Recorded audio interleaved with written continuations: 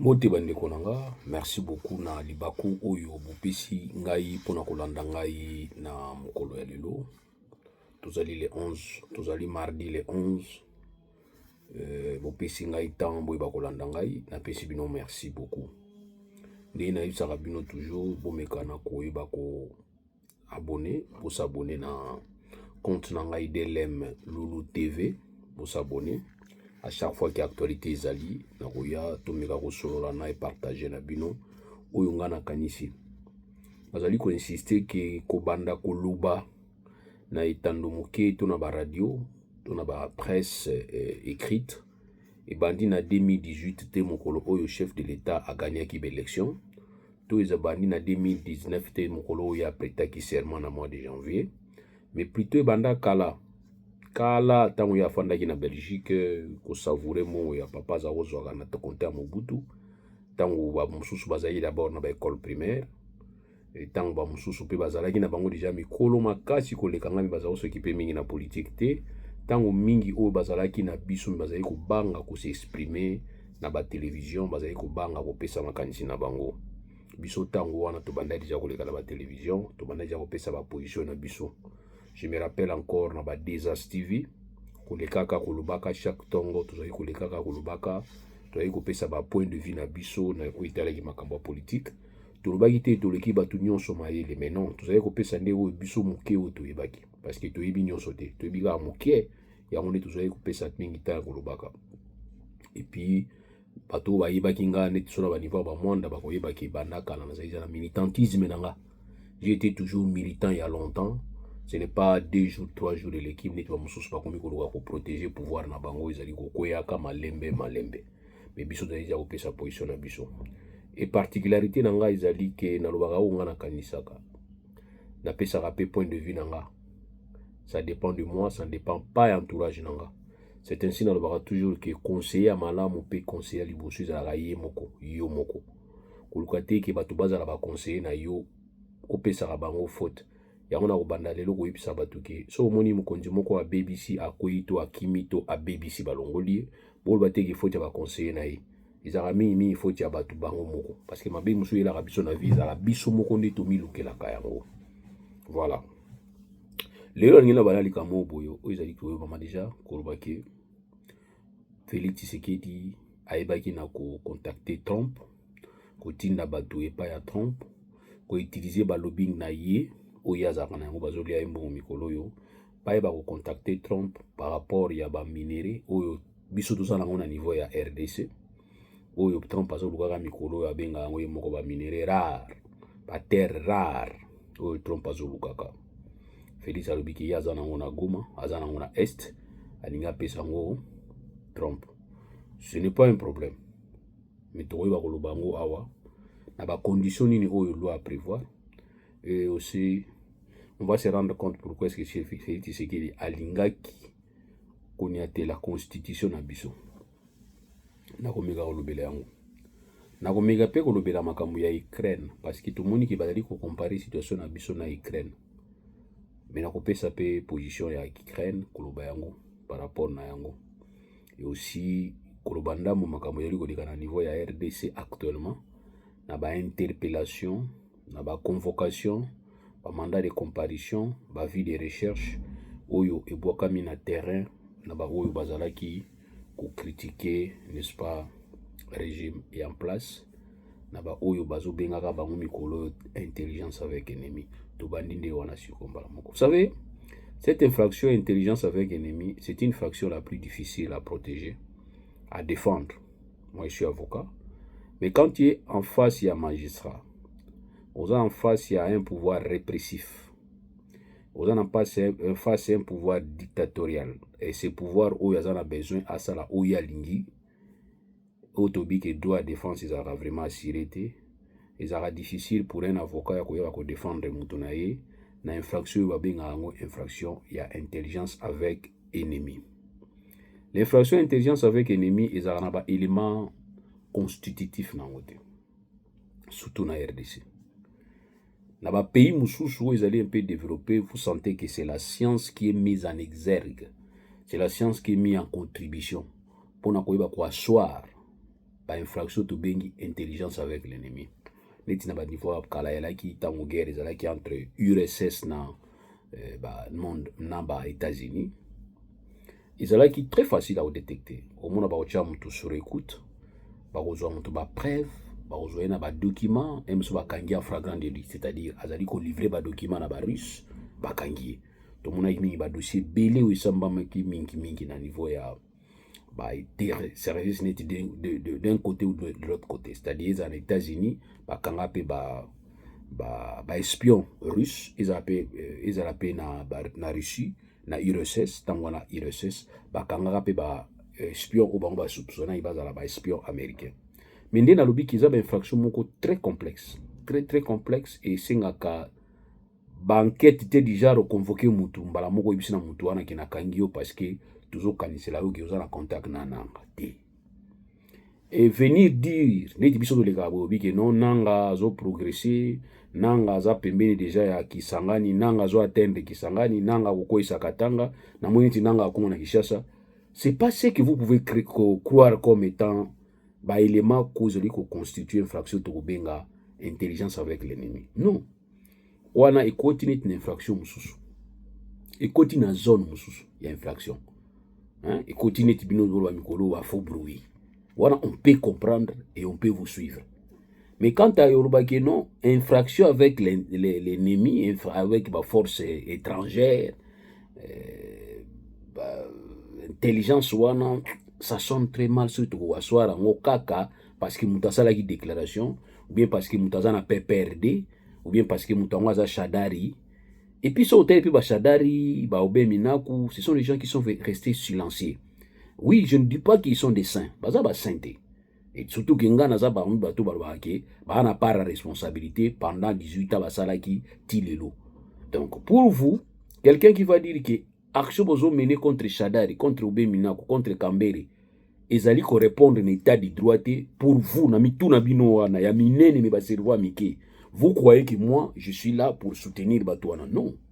J'ai toujours dit que Batouana boza la couloir moko na CPI. Moi je l'ai toujours dit. Si ça dépendait que de moi, en tout cas, na gauche boyna, aller gauche. Kabila oza na couloir. Oya ya no travail mi baza mingi en contact na Tshisekedi na aller droite. Donc moi c'est comme ça moi je pense na CPI. Nga. Si ça ne dépendait que de moi. Donc faut pas croire que je dois me permettre na justifier Kabila na condamner non, Tshisekedi non.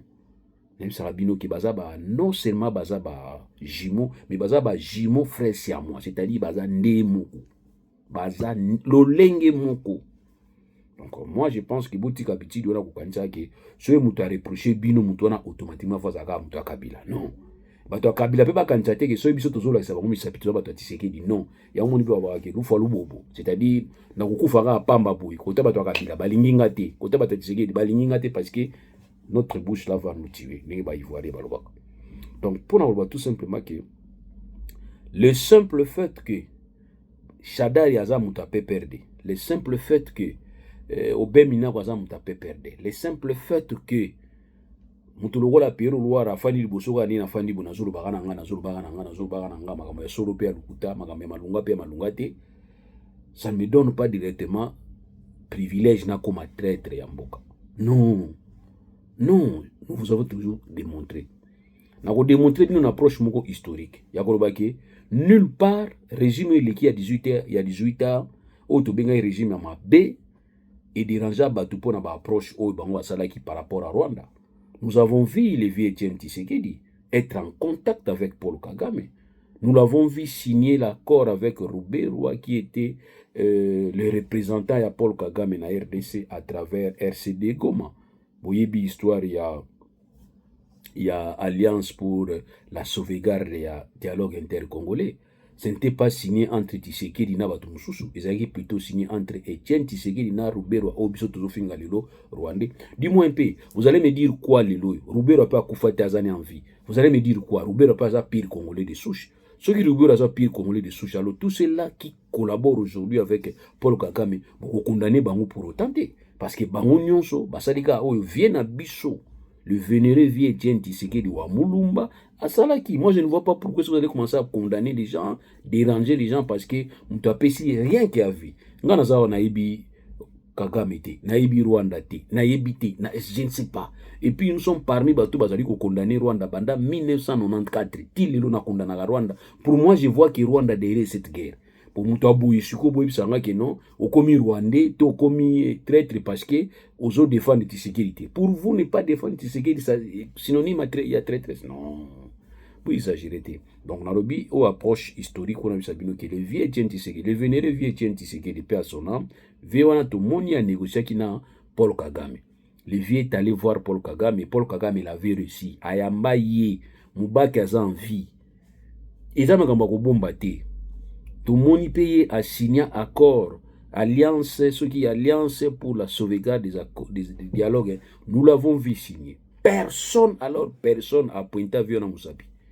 Donc ça dit pour na bino nyonso bango ba ko bimisa ko mikinza bolimisa nga pardon mikinza boyibi ke mukinza pet. Donc ils na odeur parfait kitoko ba dior ou bien zana ba sauvage dior. Non. Donc à un certain moment soki mutu asali mabe bobiki mutu asala ki mabe. Mais zalité ke mutu o azo sala likambo o papa na bino asala ki lobi bino ozo e mabe lelo. Mais sur quelle base? Ba musu ba yuko rappeler biso bolinga mboka. Donc bino bolinga ka mboka na 2018. Biso linga mboka na 2018 hein.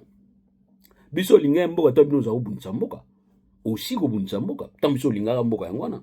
Donc lelo échanger té to lingi toujours mboka. Donc pour dire que aujourd'hui nous sommes ceux-là qui pensent que guerre oyo za Rwanda na bani ko ba discours banda 1994 na bani ko ba que guerre oyo Rwanda mutazana sima parce que tout monde ndenge ba yeli bango nyonso ke ba kosi biso pour la première fois au ngami benga ngamoke une fois ba kosi biso deuxième fois to limité. Donc ça une fois to bima bazoba deuxième fois to bima bazoba te to boy parce que to comprendre ba jeo ile karakuna vous comprenez que biso beaucoup benga biso ko ta ba très ande bino akoko na bino ça dit na papa na bino très ndezayi et lelo pe la kisi que moi na pas trahi saki yo nani oboya Kagame vous avez trahi.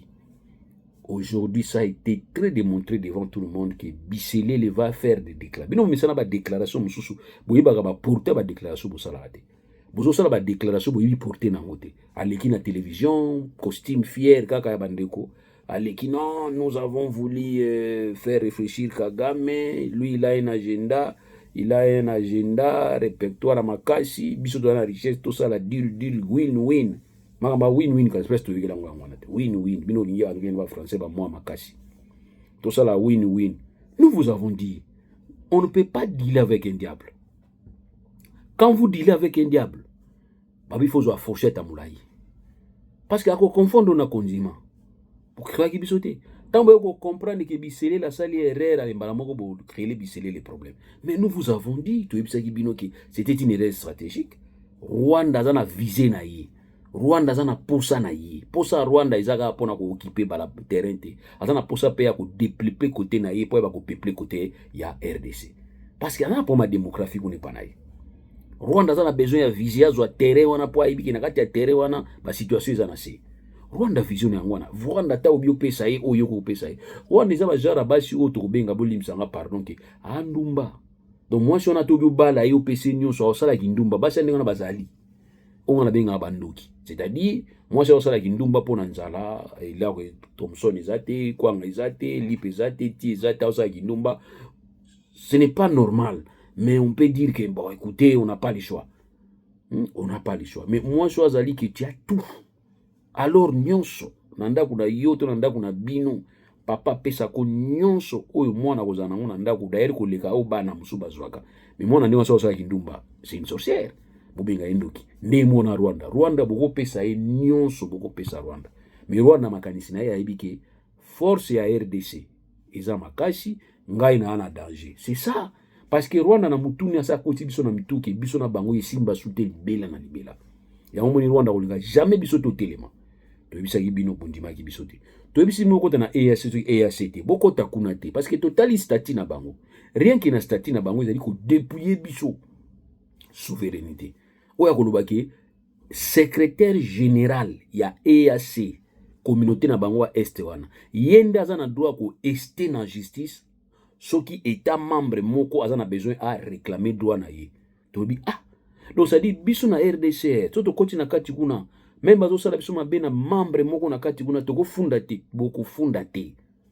Donc intérêt à bino muta ko défendre ngo secrétaire général ya EAC to bino non. Et ça la boité. Or oni ezali ko récupérer neni communauté internationale ezali ko reconnaître les souveraineté ya mboka. So lingo défendre souveraineté ya mboka ba défendre ngo ndambu te. Biso pendant que to boyi kokota kuna parce que to comprendre que souveraineté na biso yozala amité bino bondimi kokota kuna. Et puis boyeli biso histoire que oh non nde toza boye il faut tout tout possible article 217 to changer constitution parce que tout le monde ngo neti izoteka souveraineté mabela mboka na biso mais lelo yo bokoki kokota na EAC to bisi bino kazi kuna na kati kuna nde boteki ya ndambu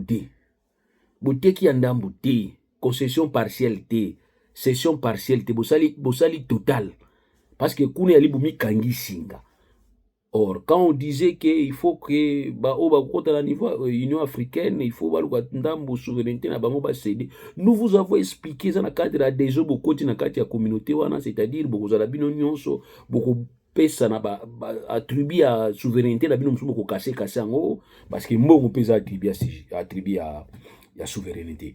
Beaucoup longolem sous beaucoup mina moni moko communautaire drapeau bozana drapeau mon côté bozana drapeau mibale drapeau oyo bozana ngo likolo bozana drapeau ya Union africaine unité africaine drapeau na bine bozana c'est or biso to yebi que souveraineté drapeau na biso fo ezala ne drapeau pape tu vois to yebi si bino to faire comprendre bino na c'est pour comprendre bobo inzo bozana na idée mususu ina bino bon la constitution voilà place oyo congolais ko comprendre que bona idée mususu.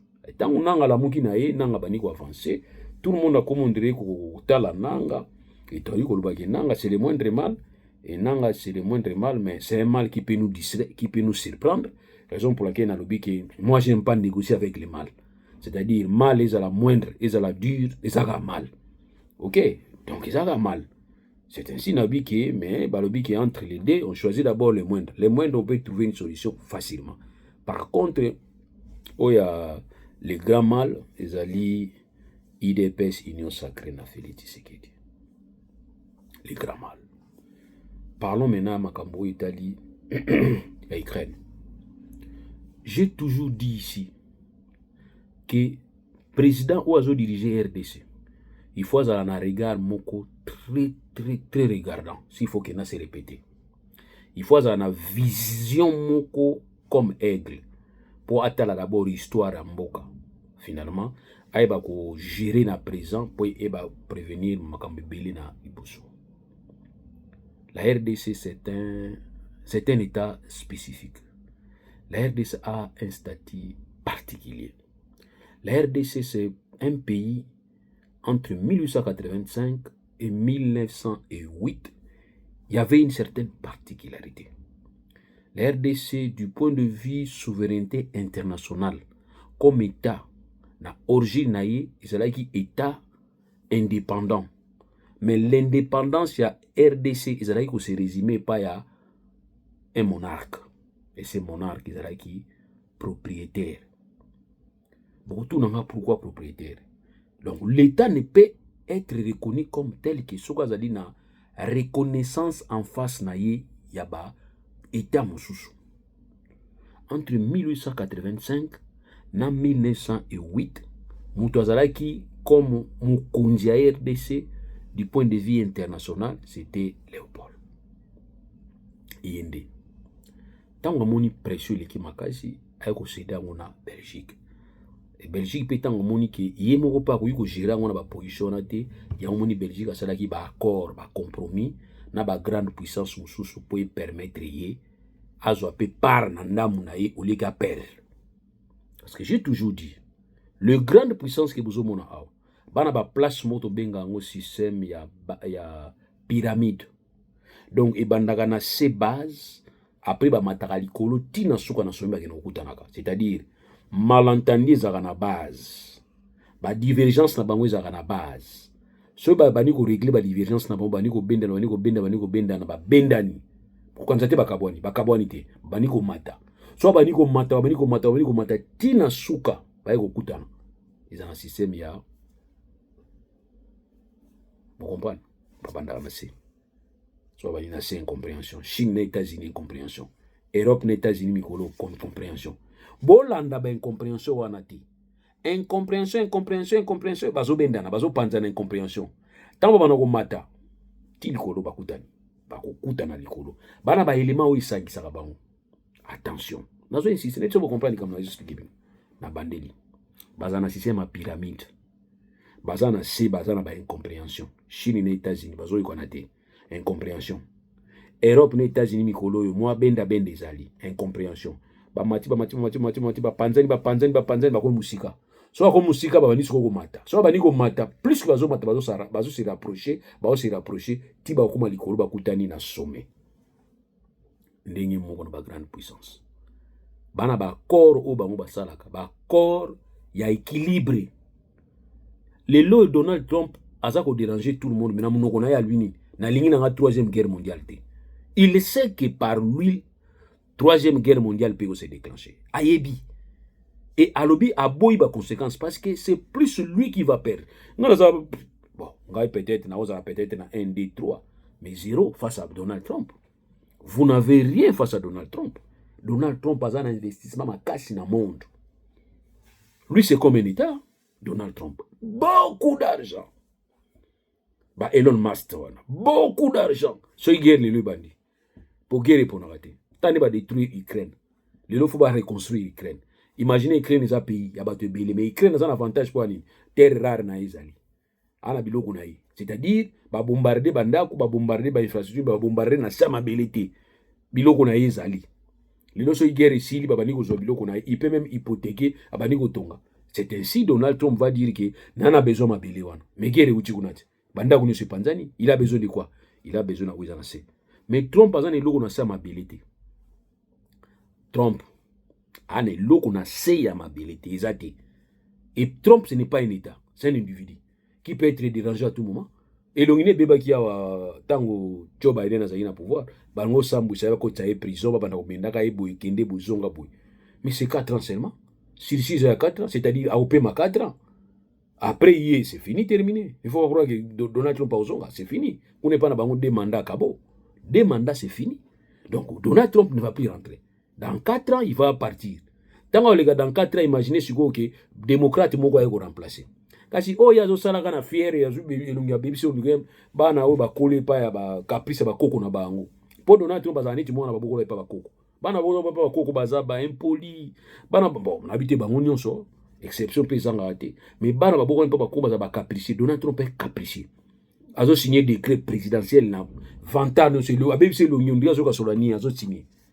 Mais quelqu'un d'autre aussi peut venir faire ça. Démocrate ayi soka ayi azu biloko nyonso Trump azo signé mikolo ba azu nyonso ba boka ngote ba boki yango pe ba reprendre à zéro, c'est voilà.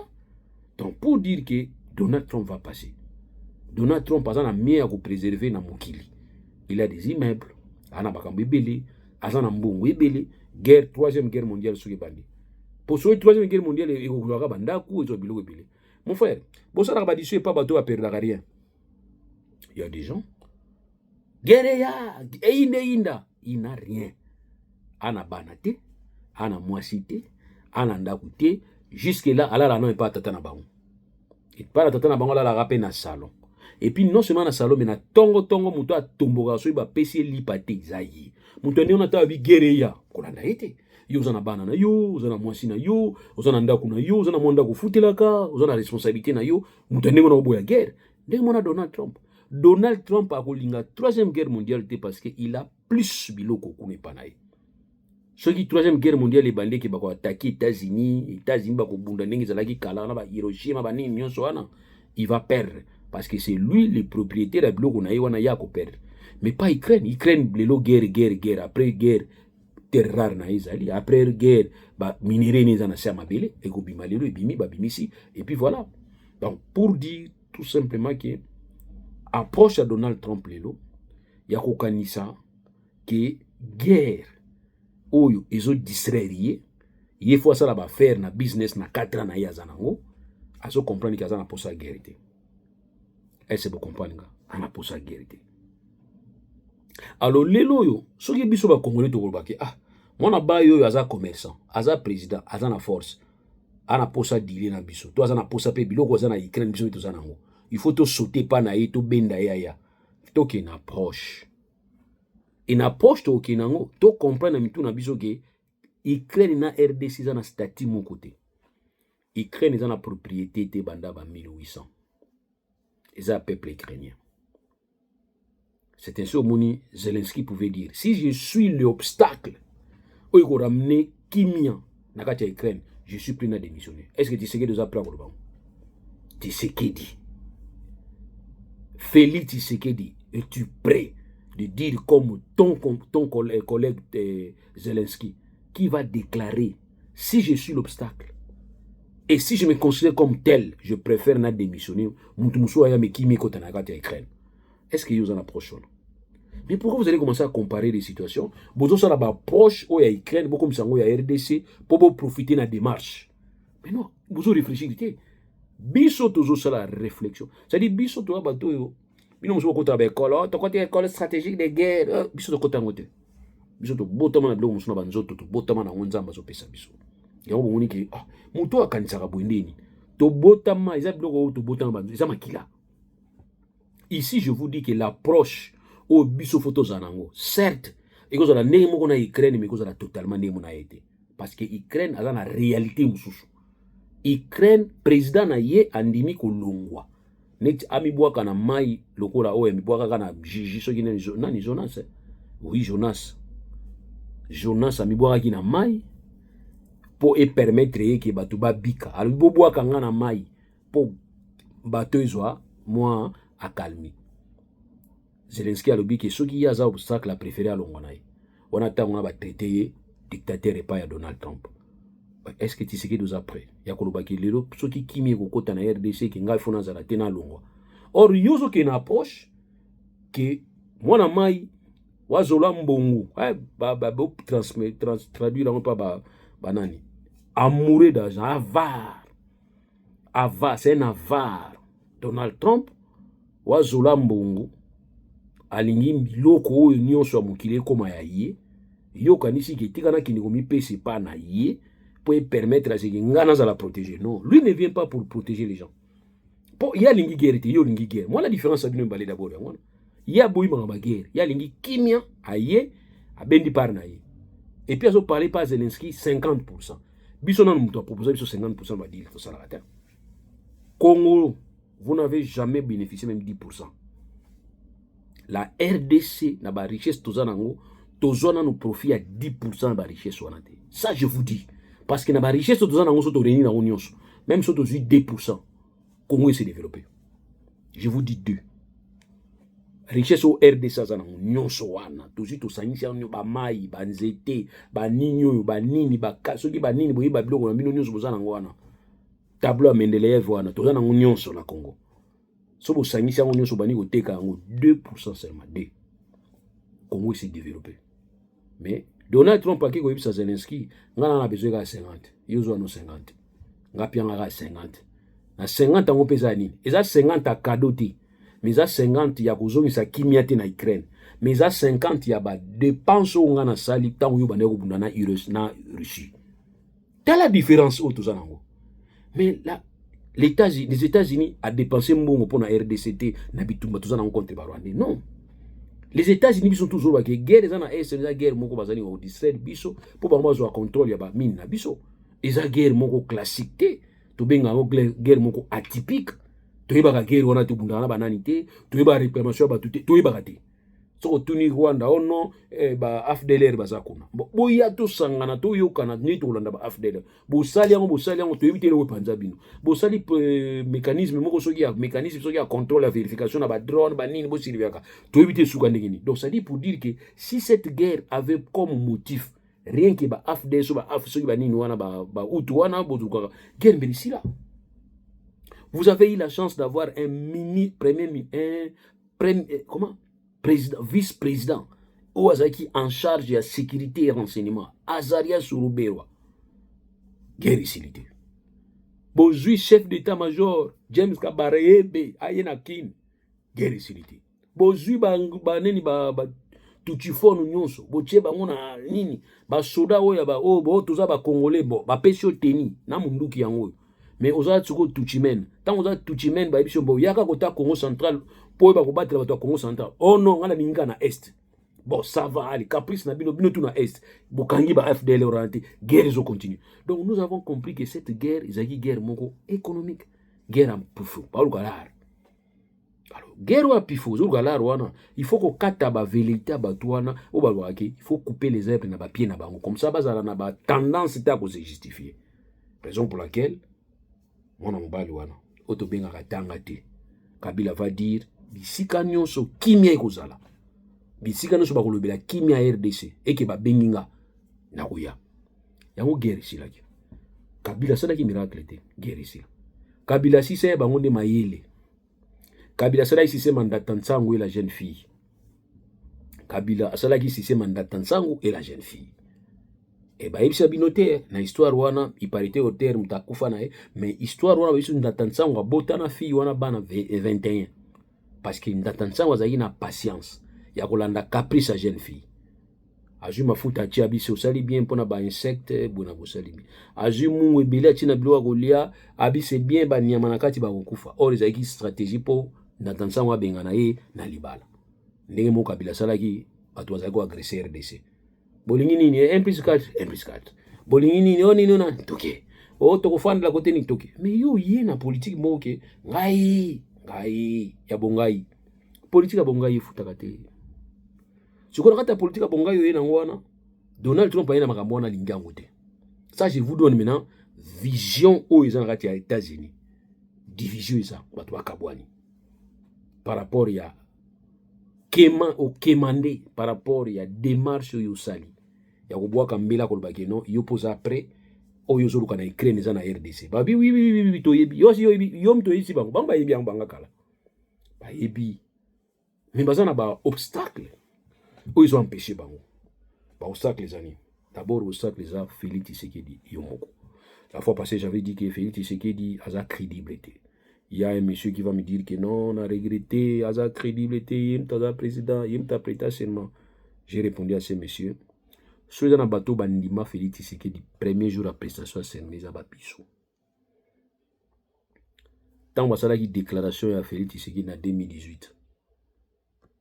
Tous les occidentaux ambassade nyonso na niveau RDC bakangai ba valise ba bimaki po ba yebayi ke guerre zo banda. Poser la question na Brazzaville, il y avait des militaires Brazzaville, il y a France bazali déjà prêt ya ko intervenir na RDC pour obimisa batu na bango.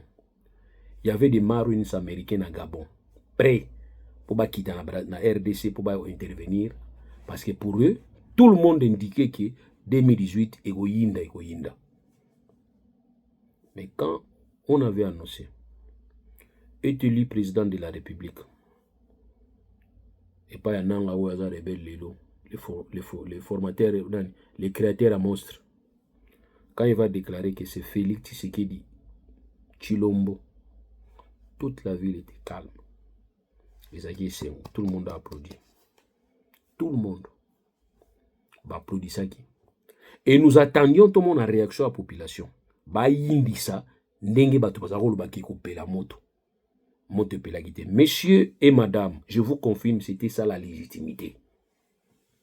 C'était ça la légitimité. Koluka légitimité côté Moussouté. Parce que quand vous posez la question de qu'est-ce que la légitimité à éviter? La légitimité s'acquiert dans l'égalité. Mais cette légitimité se découvre juste après que vous ayez présenté ce qui est légal. Quand on a présenté Tshisekedi, Etienne, Tshisekedi, Félix, en 2018, c'était la légalité qui s'est présentée. C'est-à-dire légalité dans le sens de loi. Loi et lobby. Loi et lobby qui s'allie, c'est ni programmé, résultat provisoire. Mais pourquoi on a dit provisoire? C'est pour voir réaction à Batou. C'est pour voir la suite des années. C'était ça. Parce que c'est ni une élection. Alors, programme Balamogo qui est élu président de la République, Etienne Tshisekedi, et plutôt Félix Tshisekedi, c'est fini. Ouais, c'est fini, on passe. Après serment. Mais loi mouté lobby que ceux qui s'est mis à déclarer, ils ont provisoire. Pour dire qu'il faut attendre des contestations. Contestation, ils ont la voie mi balai. Contestation légale, la contestation il y a légitimité au peuple a ko réagir. Peuple andimi alobi yo tondimi. C'est un show mon tabaki ndaki na niveau ko samba wana, c'était une formalité. Boya ba ina ba nini ba carton mo biso masa. Mota ba carton ya soso. Mais moi j'étais là, tu fais na kinto biki. Mon ba carton ba ina ngwana, il y a rien à l'intérieur. Même s'il y avait quelque chose à l'intérieur, ça va plus servir. Félix Tshisekedi était le président de la République. C'est nous qui avons cru à lui. C'est nous qui avons accompagné. Sobo yebite. Na ba radio toujours na ba télévision ko ba non non non non non. Oko ina Félix Tshisekedi ndingo lingi. Boya ndingo lingi. Toi en 2018. Boya na bino ndi bolingi. Mais c'est lui le président. Nous l'avons dit. Je me rappelle encore tout ça là débat moko na ndeko na ngai penge na radio moko fo ya Ralik. Débat, je lui ai démontré pour dire que c'est le président Tshisekedi Mutaza, président de la République. Abani Koloba, le président Eli, Ngabi. Oui, il peut avoir un président Eli dans le contexte politique. Mais en tout cas, juridiquement, moi je te parle en tant que juriste. Je ne te parle pas en tant que l'homme de la rue. Je te dis en tant que juriste que c'est le président Tshisekedi Mutaza, président. Parce qu'il a été élu légalement et puis il y a une certaine légitimité. Cette légitimité, ce n'est que le peuple qui le donne. Or, cette légitimité, ça se prouve, ça se matérialise par quoi? C'est par l'accalmie qui vient après les élections. C'est cette accalmie qui vient après la déclaration. Parce que si ce jour-là, on avait déclaré Chadari comme président, comment Beteso Panzana Kala 2018 Beteso Panzana. Voilà pourquoi, pour te dire que quand aujourd'hui, je vous dis que Tshisekedi est crédible et sous-souté, mais je n'ai pas dit qu'il y a sous légitimité à partir du moment où nous sommes dans un cercle. Et dans ce cycle électoral, à organiser l'élection, où il y a Ayebi, où il y a Salaki, tricherie ou pas, Ayebi, où il y a Salaki, ben écoutez, Ayebi. Tant Ayebi, où il y a Salaki, bisous tout le monde, où il y a Salaki, tu recruté, qu'il fallait pour ça la bouille. Mais oui. Pourquoi l'opinion? Parce que quand il va organiser président élection, président Seni, Ndekonaye, président cour suprême, cour il y a constitutionnel, tu as déclaré, Ndekonaye, ministre intérieur, période, Ndekonaye. Ministre de la Justice, mais tu as organisé ta réussite au peut-être des facile. Maintenant, les années qui tournent à mon nene, il y a 200 litres, aux huiles tanga masuba au bois qui nakati, batuba moni, pesa mutua mela mai wana kobo ya kolbanine, masuba za nakati, c'est ce que tu as fait. Dans ces processus, il y a la qui au Kabila tikela kiyo, parce qu'on ne pouvait pas contester pour dire que non non non non non non. O ezali tricherie makasi. À partir du moment où Kabila Zali est Kolomogo na yote, to qui ne place on pour comprendre. Imaginez Kabila Zali Moulouba, Nanga Zali Moulouba, et que dans l'élection en 2018, on va programmer Eli Moulouba. Aujourd'hui, lelo ingolo makala, que non bomoni, bango kakaboy, mais Nanga mutuso ya kisangani. Kabila mutu ya soki ya Shaba, soki bolba, soki ya Katanga, soki bino bolba kaza, papa bien nani. Hippolyte Kanambara soka bino mo ba kombo na bato IDPS bino to kreba kombo na bu pesa pena tata moko boye bo miselu ya bino boye makambona. Donc imaginez période où on a 2018 on allait dire quoi? Nous serions peut-être puis avoir le courage de dire que basali makamba tribal. Mais aujourd'hui ça peut se dire facilement. Pourquoi? Parce que tu vas placer na ba poste oyo bato ya yo oyo en réalité même si basali bango le côté pour gagner. Eh oui, même si basali na bango le côté pour gagner. Mais au Tchebango, dis-moi, rôle ni nezaki ya ministre intérieur. Natina wana. Rôle est là guidé. Rôle est là guidé. Oui. Mais or, organiser configuration wana kade. C'est presque la même configuration que nous avons aujourd'hui. C'est presque la même configuration. Toi, la configuration kawana. Oui. Donc, pour dire tout simplement qu'il y a des choses où tout ça là par erreur, tu vas rater que tout ça là par erreur et vous se retourner contre Bissou. Donc, vous pouvez peut-être faire en sorte que vous avez confiance na yo, mais vous avez tribu na yo te. Vous placez bango na ba place moko boye. O yo yebi ke ba wa kozala service pour na yo. Mais quand tu prends les gens au bazar très proche na yo tie bango, les gens vont dire que voilà il y a eu tribalisme. Même ceux qui ba élection na yo zala ki nango moins bien, tous zala nango bien, ils vont toujours prendre quelque chose à dire. Voilà pourquoi dans le but que nous pensons que il y a un problème à stratégie où ils ont acquis. Donc, toke koloba boye. Tolobi que Trump a dit qu'il y a un pays qui s'appelle RDC. Trump a dit que guerre est dans le pays. Trump a dit que biloko belé dans le pays wana oyo na koluka na Ukraine na kuzwa pe kuna. Na koluka na Greenland na kuzwa pe kuna. Mais Trump se dit quoi? Comment est-ce qu'il a procédé? Na silisa na Ukraine. Trump a ça précédent. Trump a dit que nous avons des années Ukraine. La RDC a maya nyongo bachela ngo fufu maya mbongo nyongo basomela bachela ngo maya fufu te. Nana nyongo na ozo lobby na cha maya fufu. Oliata Kongo ndenge moko na Trump. Trump a dit que RDC a mbongo ya nyongo. Mais par contre Ukraine ils ont mbongo aux États-Unis binisi. Et Zelensky a reconnaître que oui, vous payez quand même mbongo mais du moins photo sur. Mais RDC tout le monde en place aux États-Unis a payé mbongo na été pour nous protéger biso. Au contraire, biso doyebi que les États-Unis a yebi que guerre za na RDC. Tina guerre à RDC. Je viens de vous dire, cette guerre n'est pas une guerre classique. Et Kagame a la force à attaquer biso te. Et je vous ai même dit la fois passée que Kagame a sanctionné si côté. Parce que si on a sanctionné Kagame, il va remonter par là-bas. Parce qu'on va poser la question, mais Kagame a eu force en Awapi.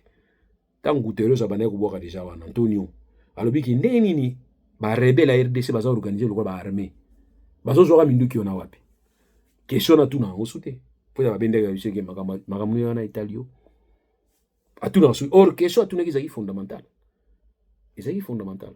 C'est aujourd'hui que nous avons vu que Félix avait acheté ba arme à Tiki en Goma Kimi rebelle azu pour la première fois. C'est aujourd'hui que nous avons vu que bateau bazalaki côté à gouvernement ba Kim ba côté à M23. Donc ça dit on peut maintenant dire que cette guerre commence à s'intérioriser, c'est-à-dire les assauts extérieurs étaient comme une guerre interne. Et surtout que le chef d'État Yemoko a trouvé sa besoin à Minich que c'est Kabila qui est l'élément moteur, c'est Kabila qui est l'autorité morale à M23, c'est Kabila. Sur ma kaka me va dire moni, ils en ont été. On dit que Yemoko doit reconnaître que ça y a. Parce que même les diplomates, mais quand vous dites des discours, tant vous pouvez pas rater. C'est votre président lui-même. Vous êtes président. Et aussi, indiscrétion, mais tant que vous c'est notre frère fiable, c'est notre partenaire fiable. Ce n'est pas nous qui avons dit, c'est lui. Voyez, donc lui, si c'est lui qui collabore avec les autres, ça c'est patriotisme. Mais quand toi, tu ne collabores pas avec les autres, mais tu essayes de comprendre les autres, c'est ça la trahison. Voilà la trahison. Définition de la trahison à RDC. Voilà. Donc, Donald Trump peut venir dans la RDC, basa divisé. Par le but qu'on ne peut pas venir dans la RDC dans le contexte où tout ça. Pourquoi? Parce que la RDC, il y a tout un texte qui protège les richesses. Le texte est consacré dans la constitution. Ça, c'est la différence. Mais dans le niveau, il y a Ukraine, peuple ukrainien, les Ukrainiens, balingi kimekota. Parlement ukrainien, balingi kimekota. Président ukrainien, balingi kimekota. Mais il y a des tours morizawan.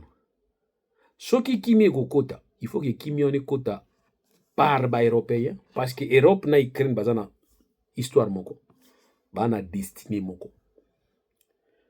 Ok? Les Européens bazo comprendre que les États-Unis ont sauté bango pour côté na kati Ukraine pour avoir solution na ndena yi. Mais les États-Unis pas au privilégié ni. Azo privilégié le groupe européen bazo lingate. Koki nous accord na Poutine pour na kimia na Ukraine, l'Europe bazo comprendre ngote. Parce que pour l'Europe, c'est Poutine qui est problème. C'est comme nous. Pour nous, c'est Kagame qui est problème. Et aujourd'hui, je ne vous ai pas dit, président chinois qui est na Kigali. Président chinois qui est na Kigali. Or, faut la balance à intérêt à Chine entre na Kigali na RDC. Bisikani au bilo comme ma cache à Chine ils ont la RDC, mais ils préfèrent qu'il na Kigali. Les Européens ba dénoncer ngonde lilo, mais ba dénoncer te ba suspendre. Ils n'ont pas dénoncé. Parce qu'il y a une différence entre dénoncer et suspension. Suspendre, c'est-à-dire ils sont là. Au suspendre, on a momentanément. Pour motif où il y a suspension sur le long et continuer. Mais dénoncer, c'est-à-dire quoi? Vous avez compris que les contenus là, ils ont répondu à la valeur au binozo de ça. Vous dénoncez unilatéralement. Mais nous avons qui partir à Nangamboana, aïe et pas na bino pour renégocier. Ou bien carrément, bino, boboaki na bino bobiki. Vous avez lié na yangote. Mais l'accord wana na niveau Union européenne, ça a d'abord suspendu. Je vous ai parlé de la fois passée. Il y a une échelle, il y a des sanctions. Sanctions qui n'arrêtent directement la décision définitive. Et ben d'abord na avertissement, blâme, suspension. Maintenant tu commis la suspension. Ba suspendre ba corps wana. Maintenant ba kokende siko na décision définitive, so ba moni que en face na bango mutu bazali ko tia suspension wana, azo changer te. Mais mes frères et sœurs, Kagame ne peut pas changer de lui-même. Mais Kagame, on va l'aider à changer. Pas l'aider à changer. Kagame, on va le dédouaner. Batoiseau dédouaner Kagame Zanani. Et ça, Félix Tshisekedi. Le simple fait que Félix Tshisekedi va dire à tout le monde que c'est Kagila qui est derrière M23, c'est une façon que la Kagame et que Kabila kotia. Ah, bon, que Kabila na Kagame, relation à Gito côté. Kabila l'a dit. Par contre, la hypocrisie de Gena Bango. Mais la diplomatie, balandara mingi ba oyo lobamaka. Par rapport à oyo et l'Omarati. Parce qu'il y a des discours, il y a couloir, il y a des discours, il y a public. Or, publiquement, nous savons que Kabila na Kagame contact Zatepwani. Kabila l'a toujours dit. Et il l'avait dit dans le discours na Emoko. Moutou azali na problème na niveau ya sous-région, c'est Kagame. Kabila l'avait dit. Et Kabila nanu a déclaré na munoko na ite ke ba tuchi baza ba Congolais. Tia longwe. Or, yemo to soupçonnera tuchi. A déclaré en côté. Il n'a jamais déclaré ça. Kabila n'a jamais dit que bah, Rwandais, Paul Kagame, je ne parle pas de Rwandais, mes frères Rwandais, pardon, je parle de Paul Kagame. Il n'a jamais dit que Paul Kagame est fiable. Il a toujours dit que Paul Kagame ne respecte pas ses engagements. Paul Kagame a traité toujours Kabila pas respecté l'engagement. Donc, on va aller ici, mais Félix va dédouaner Kagame en disant tout simplement que cette guerre est une guerre plus Yaba, il y a Kabila. Donc maintenant c'est Kabila. N'a pas perdu Mikolo Bandi que Bangouni ba patron. Moi j'aurais préféré que Nanga Pilo Bagi oui. Isa Kabila Mutaza patron. Ça va changer quoi? Pour lui dire ah tu es ça qui bino guerre PCD. Non. Non. Donc il y a des choses kolukati oyeba so mutu aza ennemi nanga to aza ennemi nanga te. Kolukati oyeba so ki mutu aza ennemi nanga na soutenaka non. Combattre ennemi oyozo mona na miso. Na place où on a créé des ennemis belé. Donc, na niveau États-Unis, pour nous il a division ça. Il y a un groupe de gens, na ba lobby lobby que bouclier zali constitution la mission. Donc pour une fois on a to la constitution la mission beaucoup té ça même pas ba rebelle et bloquer ba tamaïle. To bete la beaucoup. Article 217 est ça clair. Et lobby que pas traiter ma communion, il faut que peuple. Il faut que peuple. Donc Félix Tshisekedi dit, ce qu'on lingue au consulter peuple, c'est le moment consulter peuple. N'a pas engagement au yonigno zona Trump. Parce que Trump se dit que aux gens pour se escroquer. Ou escroquer ndeni. Yo tika ika na 3 ans. En réalité, pesa 3 ans, tika na 2 ans et demi. Il y a 4 ans. So ceux qui ont mis l'ongoli, ont mis l'ongoli. Ou après, on te a dénoncer et puis il y a des problèmes. Il y a besoin bon un rapide frais dans l'engagement. Et tromper à zolo papier dans le groupe na sous que azana besoin après ça va te garantie la sécurité ko ba non. Ozano dictateur tiga no wana na yana ozwa. Biloko ya zo boya nde yango. Ya lingi copé les gars bitoko. C'est ainsi azo insister que guerre ici là. Abani ko accuser ba européen que bino bolingi kimia te. Ongana lingi kimia pona nzo biloko na niveau Ukraine. Félix Tshisekedi pe alingi kimia te alingi bitumba. Maintenant on se pose la question de savoir dans le contexte où Trump a lobi akoya kubunda, akoya kosala COP na yeye ndeni. C'est ainsi dans makanisi na bango ils se disent ils peuvent signer avec la RDC mais sans Félix Tshisekedi. C'est mauvaise nouvelle on peut sabino angwana. Ils veulent bien signer avec la RDC, ils veulent collaborer avec la RDC mais sans Félix Tshisekedi parce que pour eux Félix Tshisekedi c'est déjà un problème. Ça c'est le petit problème. Mais le grand problème, c'est quoi? Je dis que Félix Tshisekedi, c'est un petit problème. Ils peuvent résoudre ça. Ils peuvent résoudre ça. Pour moi, Félix Tshisekedi, c'est un petit problème. Ils peuvent résoudre ça. Mais les problèmes, où il y a très majeur, très capital, il y a des problèmes, il y a accord, il y a antériorité. C'est-à-dire, quels sont les accords que la RDC avait pris avant que Trump aille à négocier naïe. To avant que Félix Tshisekedi a mémorisé sa RDC na mutu lokola batekaka malala akino teka yango bato abona ngo malala yango. Donc Félix Tshisekedi mina apparaît comme si ozoteka misuni ngulu na monde arabe otiango na mutu mon frère ekopolu na maboko. Donc au kati bangulu ba poso angulu yango oyo oketeka ngo siko na Arabie Saoudite c'est ekopola na maboko na yo ozozwa richesse aide sotia na mutu inoteke pa ba Américain babiki abalingi mais pour na bango ya lini il y a des obstacles. Premier obstacle, la moukeza yo. Mais deuxième obstacle, beaucoup plus important, les accords que la RDC avait déjà signés. Or, je viens de vous démontrer que la RDC, c'est un État où il y a un statut particulier. C'est un État intégrationniste. C'est un État où ils allaient représenter comme patrimoine universel. À partir de l'accord où il signé en 1885, 1908, où il signé un parti nyonso. Tant que ça y bango mena ba na forme mususu ya ko négocier na RDC tout en gardant l'œil sur la RDC. Yango moni bazaka toujours na misu na RDC. Or les Chinois mutako tia bango zananiza Kabila. Tant Kabila a signé na ba Chinois, c'est là où Kabila avait signé sa mort politique. Kabila signé qui mort politique na bisika wana. Ba ebisi mais pourquoi tu es allé signer avec les Chinois? Oh non, nous sommes indépendants, nous sommes souveraineté. La RDC a un statut particulier. C'est un signe que les Chinois tout qui collaborer avec la RDC. Mais les Chinois ont un intérêt dans la RDC. Je vous ai dit la fois passée que les Chinois sont privés. Or, quand vous voyez les privés chinois, Est, ce ne sont pas les privés chinois individuellement, mais c'est l'État chinois. C'est l'État chinois.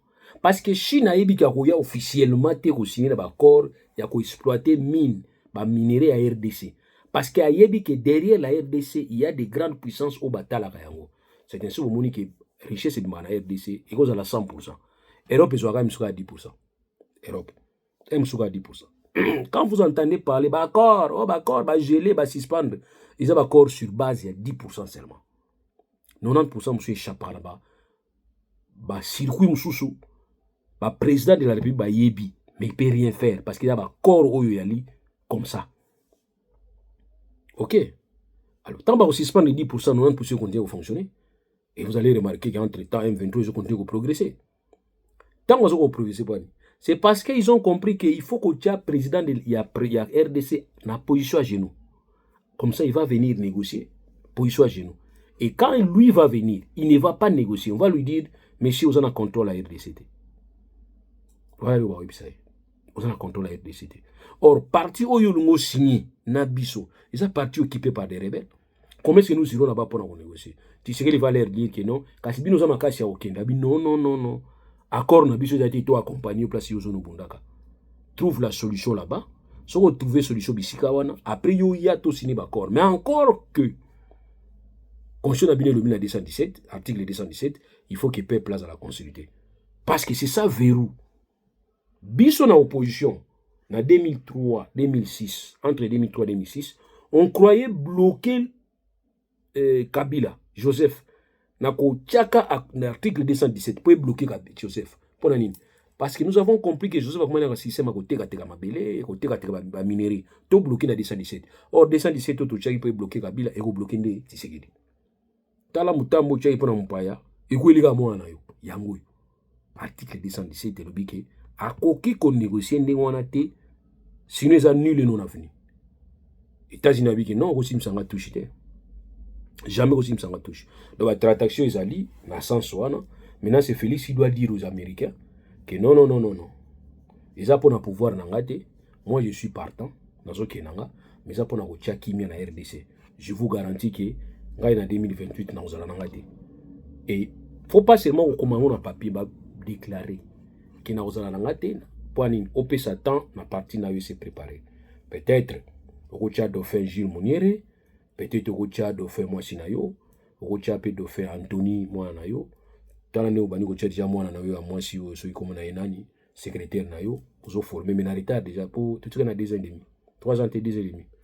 Et puis na aussi na bateau va ça la calculer bien pour banda au Tchad déjà nombre de jours de Tikali. Parce que ça 360 pour 360 plus c'est 150 à 180 jours. Bon, c'est un tableau bandi X-. Comme ça a quand même sensibilisé que au Kangabilamba, au niveau de la présidence, surtout ils sont bien rebellés. Bagouti, il y a 500 000. Au Kangango, précipitamment, ils auront bien été. Il faut Kangango, il y a malembe. Et puis il faut ben et au Kangabilamba, pas peine, banini, billet, jus, calmement. Donc voilà pourquoi je vous dis que nous devons d'abord connaître l'histoire Il faut trouver un enjeu géopolitique pour y permettre de avancer. Donc, les Américains peuvent venir négocier avec la RDC, veulent venir négocier avec la RDC, et ne voudraient pas non plus négocier avec l'individu, Félix Tshisekedi. Parce que pour eux, ils savent que Félix Tshisekedi a un mandat moko. Un mandat moko, ça a 2 ans. 2 ans, 2 ans et demi. Et puis, place au bas mine ali, Félix Tshisekedi a la même mise qu'on a été. Imaginez, batindi mandat d'arrêt contre Nanga zana Goma. Mais ba oko kanga Nanga te azana Goma na kati ya RDC. Tout ça eza biloko.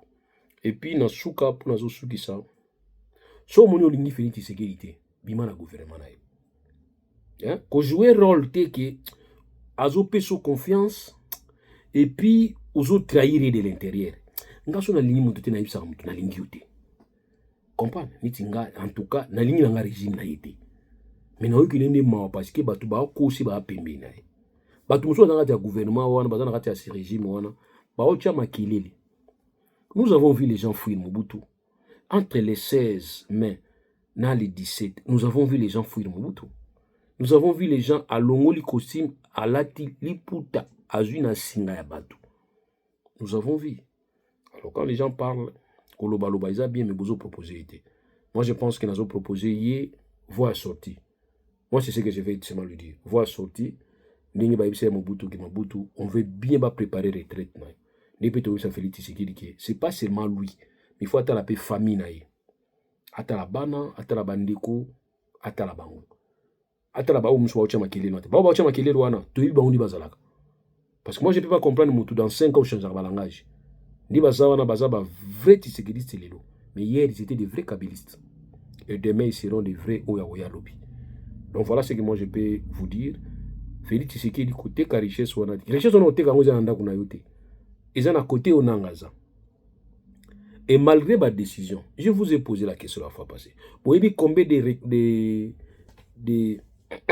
résolutions union oni azwa pour la guerre ya Palestine et Israël.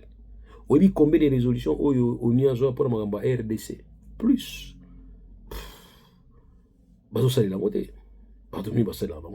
Voilà.